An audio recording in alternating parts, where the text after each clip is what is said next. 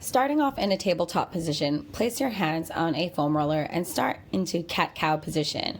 Taking a nice inhale as you bring that chest forward and a beautiful exhale as you separate your shoulder blades. So inhale and then exhale. You'll feel a really good stretch around the back of your shoulders and also a bit of opening through that chest, which will be really nice. And slowly getting down into a bit of a child's pose with your legs, so your knees open nice and wide, toes together, and taking the foam roller and lengthening your arms out nice and long, and then slowly rising back up. So it's like a moving child's pose. You stretch out really nice and long on with the arms. It's a good back stretch, and then you come up really nicely with your spine. As you can see, the foam roller really just allows that movement to happen gracefully. And make any adjustments that you might need. Hold it a little bit longer if you'd like. And enjoy it. Beautiful. All right, rolling now to the side for a bit of an oblique stretch and movement. So I'm trying my best to keep my body nice and aligned as I lift my hand nice and long over, bringing it back then to the side, then lifting it over my ears as long as I can. I feel the stretch on my sides, on my arms and back. And the foam roller really helps me glide and stay aligned, because when we do this stretch, it's very easy to rotate and twist. So we just want to do our best to stay aligned and straight, imagining the top of our body is in between two sheets of paper and we don't want to dent it. So staying nice and straight up is ideal. And then switching over to the other side. And then if you can do this maybe for about 5 to 10 repetitions, just to lengthen out, loosen everything, it'll feel really, really good. And then slowly getting into our child's pose position again. So opening those knees up nice and wide and stretch and then curl forward. Lengthen out those arms, feel the stretch in your lats.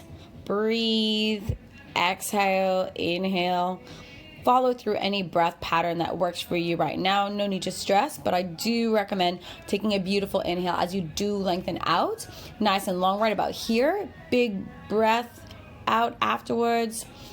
And then as you get better and more comfortable with the movement, you can take longer inhales, longer exhales, and just flow with it as good and as well as you'd like. All right, now getting the body a little bit heated up for a jackknife. So placing the foam roller on your shins, you're gonna get into position with your hands in just underneath your shoulders, and you're going to take your belly button and draw it in nice and deep to the spine so that you've got a beautiful flat back. And you're going to just roll the foam roller with your shins so that your knees come in as close as possible, almost to about your elbows. A nice inhale and then exhale out. Inhale in, exhale out. Beautiful. Keeping that belly button drawn in and avoiding any temptation to arch your back. And if you'd like, you can even puff up your upper back to engage your shoulder muscles so that you have a strong shoulder position when doing this, because it's very easy to collapse, let everything sag and fall, but you want to stay strong. So challenge yourself to do that for at least 10 times. Now, slowly rolling onto the foam roller to relax that upper back. So I'm just going to dip down, put the foam roller right around my upper mid back and just roll back and forth. The weight is on my heels and just rolling through. Don't stress about the breathing here. Just breathe in and out as you'd like to, and just focus on making your upper back muscles feel really nice and relaxed and rolling away any tension. Alrighty, now we're going to place the 2 feet together. Put the foam roller just right around underneath the bra line and open up your chest so that your elbows are actually touching the foam roller. Everything is nice and aligned and you feel a stretch open up through your heart. So beautiful rib opening, chest opening, and just take a nice inhale, let those ribs grow, and exhale. Beautiful inhale, let them grow, and exhale. Hold that for a few breaths and then slowly start to come up. All right, now we're going to activate the upper back muscles. So taking that foam roller and gliding it forward and then returning it back, thinking about keeping your elbows squeezing together. So elbows pull the foam roller close to you and then inhale big exhale to squeeze it together, and then inhale. This is really good to engage the mid-back muscles, which really help to support good posture and keep everything nice and aligned. If you can aim to do about 10 repetitions of these at your own pace, that would be ideal. Beautiful inhale as you lengthen, and then exhale as you squeeze those muscles together. Really, really nice. Good job. And take a break any point that you need to, or feel free to keep challenging yourself to go a little bit more. Following through the next exercise, we're going to do this posture that focuses on reversing the side effects of sitting, which is pretty cool.